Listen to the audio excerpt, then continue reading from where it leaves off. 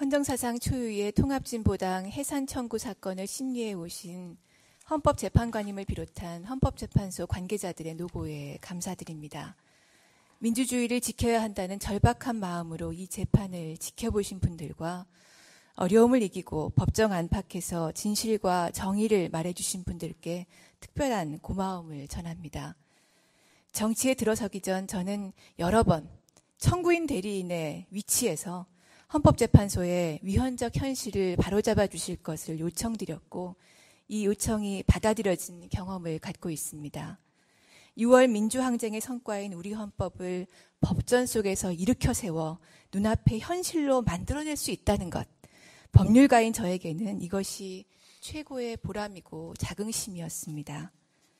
저는 헌법을 우리 사회의 다양한 의견의 공통의 출발점이자 구성원 상호 간의 토론과 합리적 해결을 가능하게 하는 기준자로 봅니다. 헌법은 민주주의의 확장, 사회적 다원성과 정치적 다양성의 보장, 표현의 자유와 정치적 결사의 자유의 확대라는 방향을 제시합니다. 이 방향으로 해석, 적용됨으로써 헌법은 더욱 발전하며 권위를 높여갑니다. 제가 가진 헌법에 대한 신뢰는 헌법을 만들어낸 국민에 대한 신뢰이고 헌법을 발전시킬 역사에 대한 신뢰이기도 합니다. 이것은 정치를 하면서도 흔들리지 않았습니다. 나아가 제가 진보 정치의 길을 지키도록 해준 버팀목이기도 합니다. 제가 민주노동당 국회의원으로 정치에 들어선 이유도 헌법을 현실로 만들고 싶어서였습니다. 저는 변호사로 일하면서 미군 범죄 피해자들, 미군 폭격장 인근 주민들, 미군 기지 수용지 주민들을 도와 소송을 맡았습니다. 우리 정부가 형사재판권도 환경주권도 전시작전권도 온전히 행사하지 못하는 것이 현실이었습니다. 그 결과는 범죄와 환경오염에 노출되며 전쟁의 위협에 내몰리는 국민의 피해로 나타난다는 것을 저는 피해자들을 변호하며 똑똑히 보았습니다. 대외적으로 독립, 대내적으로 최고라는 주권의 본 모습을 미국과 관계에서도 온전히 찾아야 대한민국이 국민의 인권과 평화로운 생활을 보장할 수 있다고 생각했습니다. 조금이라도 더 빨리 그 변화를 만들고 싶었습니다. 그래서 정치에 들어섰습니다. 그러나 민주노동당이 아니었다면 제가 정치를 시작하는 일은 아예 없었을 것입니다. 거대 정당은 여든 야든 금권과 비리, 편법에서 벗어나 있지 못합니다. 정치하려면 돈 써야 한다는 것이 공공연한 비밀이었습니다. 정치는 타협이라는 말이 격언처럼 통했습니다. 명예와 권력을 조차 모이는 곳, 권력층과 사회 주도층의 비리에 슬쩍 눈 감고 부당한 특혜를 관행이라 인정해주고 함께 물들어가는 곳, 타협을 위해서 약자의 권리쯤은 희생시킬 줄 알아야 인정받는 곳이 기성정치였습니다. 그와 달리 민주노동당은 평범한 사람들의 소박한 꿈이 모인 곳이었습니다. 적어도 우리 아이들에게는 일한 만큼 먹고 살 수 있는 세상 물려주고 싶다는 정직하게 살아가는 노동자, 농민들이 낸 돈이 민주노동당의 운영 자금이었습니다. 그래서 당에 돈이나 권력과 관련된 비리가 있을 수 없고 누가 청탁한다고 양심을 파는 일이 있을 수 없습니다. 약자의 인권을 정치적 타협의 희생 제물로 삼아서 개별 정치인의 성과를 높이는 일이 허용될 수 없습니다. 소수 정당이라 힘은 없지만 잘못된 것을 관행이라 용인하거나 양심을 팔거나 자신의 권세를 추구할 유혹은 없겠다는 믿음, 깨끗하지 못한 돈의 유혹은 없겠다는 믿음이 있었습니다. 이것이 제가 민주노동당과 함께한 이유이고 그래서 정치를 시작할 수 있었습니다. 국회의원이 되어 제가 맞닥뜨린 현실은 말 그대로 죽음의 행렬이었습니다. 2009년 여름 쌍용자동차 정문 앞 비인간적 경찰 폭력의 현장에서 눈물을 멈추지 못했습니다.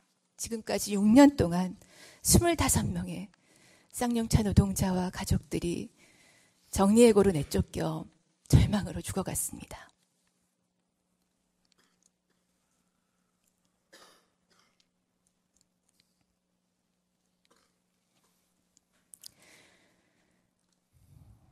민주노동당이 실현시키겠다고 약속한 소박한 꿈을 가진 사람들이었습니다. 거듭되는 장례식마다 이어지는 죽음을 막지 못한 죄책감에 몹시 고통스러웠습니다.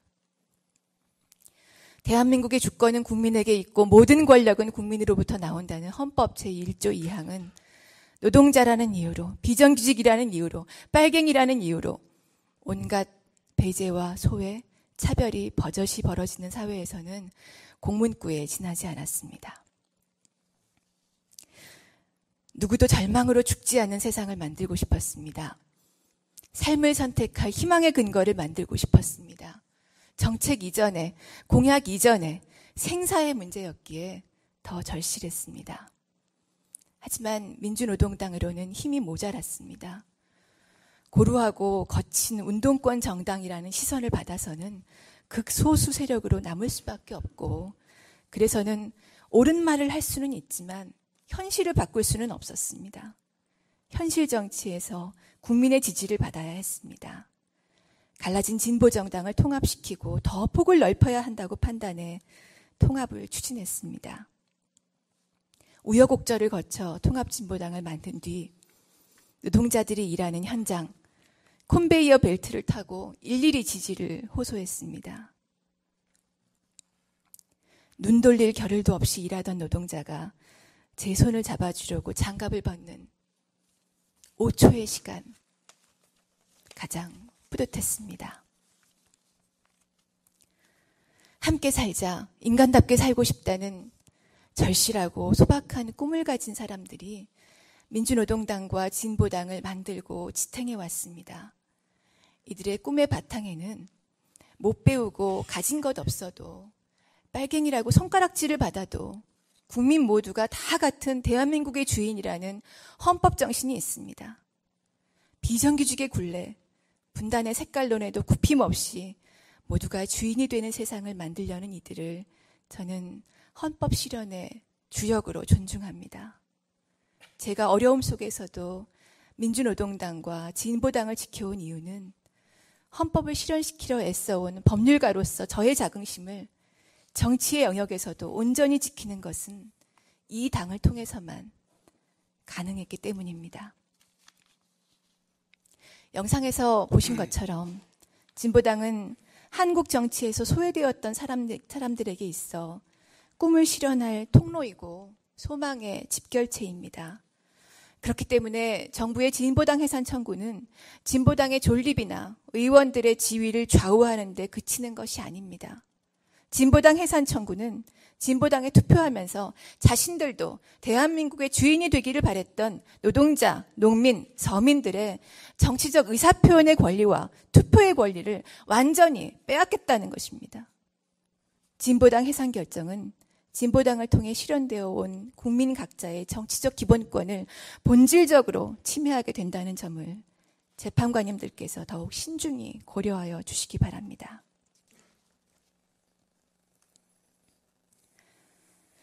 민주노동당과 진보당 국회의원으로서 제 의정활동의 원칙이자 출발점은 헌법 정신의 구현이었습니다. 노동 3권과 집회 결사의 자유를 비롯한 국민의 기본권 실현, 경제 주체들의 조화롭고 균형 잡힌 성장을 위한 국가의 경제정책 시행과 같이 헌법 규정을 법률과 정책에 실현시키는 일이 제가 한 일입니다. 기본권 관련 분야에서는 야간 집회 처벌 조항 폐지를 담은 집회와 시위에 관한 법률 개정안을 내는 등 기본권의 원칙적 보장을 주장했습니다. 반면 경제 관련 분야에서는 헌법 제37조 2항의 비례 원칙을 최우선으로 고려하는 법안과 정책을 제안했습니다. 민주노동당이 처음 등장할 때는 다소 파격적인 주장으로 관심을 모았다면 이제는 그 법안과 정책이 국민들로부터 신뢰받아야 할 때가 왔고 그러자면 37조 2항 비례성 심사를 통과해야 한다고 판단했습니다. 2008년 종합부동산세법 위헌 판결 이후에도 저는 헌법재판소가 비례 원칙에 어긋나지 않는다고 판단한 요소만을 종합해서 기존의 세수를 회복하는 개정안을 제안했습니다. 저는 2008년 9월 이후 당의 공식 정책을 총괄하는 정책위 의장을 맡았습니다. 2010년 8월부터 2012년 4월까지, 2013년 3월부터 지금까지 당 활동을 총괄하는 대표로 일했습니다. 이 기간 민주노동당과 진보당 의원의 이름으로 대표 발의된 법안은 모두 재검토를 거쳤습니다. 그 과정에서 언제나 헌법 37조 2항을 잊은 적이 없고 정당의 가장 중요한 활동인 법안 발의에 있어 법안이 위헌이라는 지적을 단 한 번도 받은 바가 없습니다. 오히려 헌법 11조 평등권 조항 정신에 따라서 재벌 대기업에게 주어지는 과도한 세제 감면을 없애 조세 형평성을 높이자는 법안 등이 정부의 일관된 재벌 대기업 위주 경제 정책에 밀려 무시당하는 위헌적인 상황을 감내해야 했을 뿐입니다. 위 기간 당의 모든 토론은 법안과 정책, 공약, 현안 대응, 통합과 연대 방침 문제로 채워졌을 뿐 민족해방 민주주의 혁명이니 식민지 반자본주의로이니 그 어떤 혁명 이론도 토론의 주제가 된 일이 전혀 없습니다. 당은 혁명론을 정립하는 곳이 아니고 폭력혁명을 꿈꾸거나 준비하는 곳이 아닙니다. 현행 선거제도를 전제로 어떻게 선거에서 이길 것인가를 토론하고 선거운동을 하는 곳이고 선거제도를 어떻게 바꿔야 민의를 제대로 반영하게 될지 정책을 내는 곳일 뿐입니다. 정부는 현실에서 민주노동당과 진보당이 낸 법안과 공약, 당이 벌인 선거운동에 대해서는 그 어떤 것도 위헌이라고 하지 못하면서 왜 당이 정립하지도 않은 혁명론에 의해서 북의 조종에 따라 활동하는 위헌정당이라고 근거 없이 단정하는 것입니까? 2008년 이후 정책위 의장과 당 대표로서 당의 가장 중요한 활동을 총괄해온 제가 폭력혁명은 단 한 번도 시도도 준비도 논의도 한 적이 없는데 왜 이 당이 폭력혁명을 벌일 것이라고 무단으로 추측하는 것입니까? 국정원의 위법한 정치사찰의 결과 만들어낸 내란음모 조작 사건이 무죄 판결을 받았는데도 정당 해산 청구를 처리하지 않고 해산 판결을 압박하는 정부의 행동은 정부 스스로 민주주의와 헌법 질서를 파괴하는 것입니다. 존경하는 재판관님, 이 자리는 진보당이 지지할 만한가 아닌가를 판단하는 자리가 아니라 진보당이 위헌이라서 강제 해산되어야 하느냐 아니냐를 판단하는 자리입니다. 진보당을 지지하는 국민은 아직은 소수입니다. 그러나 진보당이 정부의 청구로 강제 해산되어야 한다고 생각하는 국민들도 소수일 것입니다. 정치적 의견의 차이를 적대 행위로 몰아붙이는 행위 자체가 민주주의를 무너뜨리는 것임을 국민들도 알고 있습니다. 정부는 정당 해산을 청구하면서 진보당에 대한 온갖 의혹을 쏟아냈고 언론은 이를 증폭해 보도했습니다. 이것만으로도 상당수 국민은 진보당에 대해 의구심을 갖게 됐고 당에 대한 지지와 신뢰는 크게 떨어졌습니다. 이미 정당 해산 청구 자체로 진보당은 매우 큰 피해를 보았습니다. 정부가 이에 더해서 위헌정당 해산 판결을 얻어내려면 적어도 의혹과 추측 추론이 아니라 확정된 증거에 근거해야 합니다. 그런데 이 법정에서 나온 정부의 주장을 아무리 뜯어보아도 의혹과 추측밖에 없습니다. 정부는 진보당이 북으로부터 받은 지령에 따라 조종되었다고 주장합니다. 그러나 저는 국회의원과 당대표로 일하면서 어떤 사람으로부터도 북으로부터 받은 지령이니 실현시키라는 지시를 받은 바 없습니다. 당내 어느 세력이 결정한 것이니 수용하라는 요청을 들은 적도 없습니다. 강령, 당원 개정이나 중요한 당의 결정이 있을 때면 짧게는 몇 달, 길게는 몇 년 동안 당내 토론을 벌입니다. 그러고도 안건이 반려되거나 부결되기도 합니다. 2011년 9월 대의원 대회에서는 통합진보당 창당 관련 의안이 부결된 일까지 있었습니다. 북의 지령과 특정 세력의 결정에 따라 모든 것이 이루어지는 당이라면 이럴 수 없는 것 아닙니까?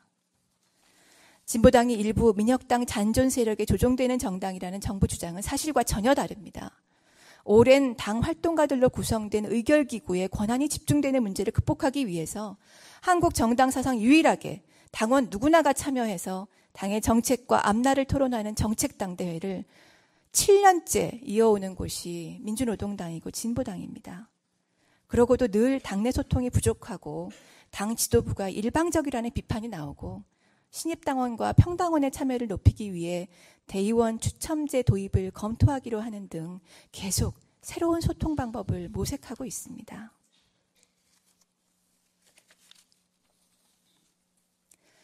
정부 주장의 핵심은 진보당이 연방제 통일을 이루고 나면 북한식 사회주의를 채택할 것이라는 데 있습니다. 근거 없는 추측입니다. 북한식 사회주의는 북의 제도일 뿐 남의 제도가 아니고 남의 제도로 될 수도 없습니다. 정부는 북한식 사회주의의 핵심이 수령제라고 주장하는데 박정희 정권의 유신 장기 집권과 전두환 정권의 체육관 선거를 거부하고 광주항쟁과 6월 항쟁을 통해서 대통령 직선제를 피 흘려 쟁취했으며 단임제까지 명시하고 수평적 정권 교체를 만들어낸 우리 국민이 이 성과를 버리고 수령제를 선택할 이유가 전혀 없습니다. 진보당의 간부 및 당원들 다수가 이 민주항쟁에 헌신하고 참여한 사람들이고 진보당은 강령에서부터 광주항쟁과 6월항쟁 등 민주항쟁의 전통 계승을 명시하고 있습니다. 진보당의 통일 방안은 통일의 완성 단계에서 총투표로 통일헌법을 제정하자는 것인데 과연 우리 국민 누가 수령제를 대한민국에 도입하는 헌법안에 찬성하겠습니까? 그러니 진보당의 통일 방안에 따른 통일헌법으로 대한민국의 북한식 사회주의가 이식될 가능성은 현실에서 전혀 없는 것입니다. 정부의 주장은 너무나 당연해서 언급하지 않은 것을 숨은 목적이 있다고 몰아붙이는 질낮은 모략입니다. 진보당은 민주노동당 시절부터 어려움이 있을지라도 꾸준히 대중적인 진보정당을 추구해왔습니다. 사회주의적 이상과 원칙이라는 민주노동당 창당 강령을 2011년 삭제한 것도 국민들과 사이의 거리를 좁히기 위해서였습니다. 진보당의 창당도 더 대중적인 정당으로 나아가려던 시도였습니다. 이렇게까지 했는데 진보당이 우리 국민이 자신의 제도로 받아들일 가능성이 전혀 없는 북한식 사회주의를 추구할 이유가 아무것도 없고 그 목적을 어디엔가 숨겨놓을 방법도 없습니다. 정부는 민주노동당 강령에 도입된 진보적 민주주의 연원이 김일성에게 있다고 주장하나 누가 그 말을 먼저 썼는지 거슬러 올라가면 대한민국 임시정부 김구 주석과 의정원이었음이 확인된다는 사료와 현대사 연구자의 증언이 이 법정에 증거로 제출됐습니다. 헌법은 대한민국 임시정부의 법통을 계승한다고 명시하고 있는데 정부는 대한민국 임시정부마저 김일성의 사주를 받은 집단으로 매도하려는 것입니까? 정부가 진보당이 북한식 사회주의를 채택하고 나면 소수 특권 계급의 주권을 폐지할 것이라고 주장하는 것도 근거 없는 추측에 추측을 더한 것일 뿐입니다. 헌법이 어떻게 개정되든 37조 2항 기본권의 본질적 내용의 침해 금지는 민주헌법의 원칙으로서 지켜져야 할 사항이고 당의 정책은 이미 민주노동당 시절부터 헌법 37조 2항 위반이 없도록 마련되어 왔습니다. 보수 언론과 종편은 진보당은 종북이라는 왜곡된 인상을 국민들에게 주입시켰습니다. 국정원의 불법 대선 개입의 주요 수단도 역시 종북 공세였습니다. 국정원과 종편 등의 막강한 여론 전파력은 저희 힘으로는 이길 수 없는 정도였습니다. 왜곡을 바로 잡으려고 한마디 하면 오히려 말꼬리 잡기로 역효과가 생기기까지 하여 아예 언급을 피하게 되기도 했습니다. 그런데 급기야 정부가 이 종북 공세로 만들어진 그릇된 인상을 기반으로 삼아 강제예산 청구까지 감행했습니다. 남과 북 어느 편을 들 것이냐? 이것이 1945년 미국과 소련의 담합으로 한반도가 분단된 뒤 우리 민족 구성원 각자에게 강제된 선택지였습니다. 수많은 사람들이 이 선택지 가운데 하나를 찾아 남으로 내려오고 북으로 올라갔으며 총을 들고 고륙상쟁을 치렀습니다. 내년이면 분단 70년입니다. 우리 민족이 언제까지 분단과 대결 속에 살아야 합니까? 강대국들이 자신의 이익을 위해서 그어놓은 선 안에서 우리 젊은이들을 희생시켜가며 앞으로도 100년, 200년을 보내야 합니까? 선택지를 바꾸려는 우리 스스로의 노력 없이는 역사는 한치도 진전하지 못합니다. 바꿀 때가 되었습니다. 이제 우리 앞의 선택지는 더 이상 1945년판 남과 북 누구 편이냐가 아니라 21세기판 남과 북이 평화와 전쟁 어디로 가게 할 것이냐가 되어야 합니다. 21세기 한반도를 책임지려는 정치 세력이라면 평화를 선택하고 남과 북 당국 모두를 평화로 이끌기 위해 행동해야 합니다. 정부는 선택지를 바꾸려는 시도 자체를 북의 편을 드는 행위로 몰고 있습니다. 우리 민족의 현재에도 미래에도 1945년판 선택지만 존재해야 한다는 것입니다. 이런 정부의 입장에 찬성하는 국민들도 있음을 알고 있습니다. 전쟁을 치른 상대방과 마주 대화하는 것조차 새로운 상처가 되는 분들의 우려를 이해합니다. 그러나 언제까지 전쟁의 고통 속에 머물러 있을 것입니까? 전쟁과 대결의 상흔을 넘어 평화와 화해의 역사를 만들려는 시도는 분단이 만들어낸 우리 안의 고통을 치유하는 일이지 이적 행위도 남남 갈등 조장 행위도 아닙니다. 전쟁은 더 이상 안 됩니다. 남과 북 모두에게 마찬가지입니다. 더구나 대한민국 헌법은 통일에 전쟁의 방법을 동원하는 것을 금지하고 있습니다. 통일은 우리 헌법의 지향점입니다. 헌법의 평화주의 원리에 따르면 통일의 방법은 평화밖에 없습니다.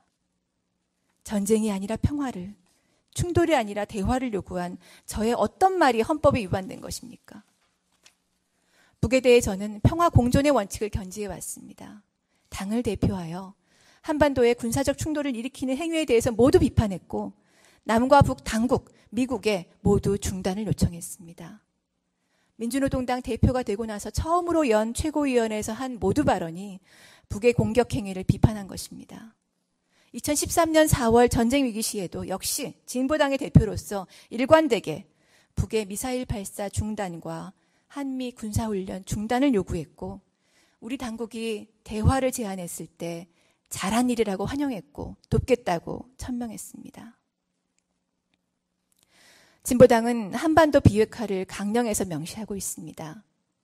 북핵도 폐기되어야 하고 남도 미국의 핵 우산에서 탈피해야 한다는 것이 진보당의 공식 입장이며 여기에는 어떤 유보도 조건도 없습니다. 핵 문제의 조속한 실질적 해결책 모색을 두고 북핵 옹호라고 매도하는 세력들이 오히려 북을 핵 개발로 유도하고 해결을 늦춰온 것이 엄연한 현실입니다. 한반도 전체에서 인류 보편의 인권을 실현하는 것 또한 이루어져야 하고 진보 정치가 해내야 할 일입니다. 그러나 방법론에 있어 인권 문제를 논의할 최소한의 신뢰도 쌓지 못한 채 인권을 외치면서 전쟁을 부추기는 행위가 난무하는 것이 지금 남북관계의 현실입니다. 전쟁은 모두의 인권을 파괴하는 가장 반인권적인 행위입니다. 인권은 결국 평화 속에서만 꽃 피어납니다. 진보당은 인권의 보편적 실현을 바라며 평화의 토대를 쌓기 위해 노력할 것입니다.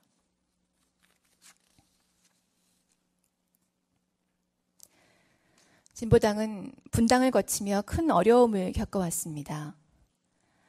저를 비롯해 진보당을 이끌어왔던 사람들의 실패라는 지적을 겸허히 수용합니다. 준비보다 열망이 앞섰고 작은 욕심을 넘어 폭넓은 포용으로 나아가지 못한 탓입니다. 진보 정치에 기대를 보냈던 국민들의 실망에 책임을 통감합니다. 누구보다 제가 가장 큰 책임을 져야 하는 사람입니다. 그러나 실패했다는 것이 어떻게 강제 해산되어야 할 이유가 될 수 있겠습니까? 우리 모두는 모든 사람의 권리가 보장되고 모든 이에게 평화가 깃드는 세상을 바랍니다. 진보당의 지향, 자주, 민주, 평등, 평화, 통일은 우리 자신보다 더 귀한 존재인 우리 아이들이 한국 사회에서 인간답게 살아갈 수 있게 하는 길입니다. 모든 국민이 나라의 주인으로 존중받는 세상을 만들자는 이 지향은 헌법 정신과 완전히 일치하는 것이고 헌법은 이 방향에서 더욱 발전되어야 합니다. 개개인의 실패에도 불구하고 역사는 진보한다는 것을 믿습니다. 헌법재판소가 역사의 진보를 위한 디딤돌 하나를 놓아주시기를 청합니다. 정부의 정당해산 청구를 기각함으로써 한국 민주주의의 진전은 멈추지 않는다는 것을 보여주십시오. 분단의 고통과 적대의식마저도 더 이상 민주주의를 후퇴시킬 수 없다는 것을 분명히 확인해 주십시오. 경청해 주셔서 고맙습니다. 예, 수고하셨습니다.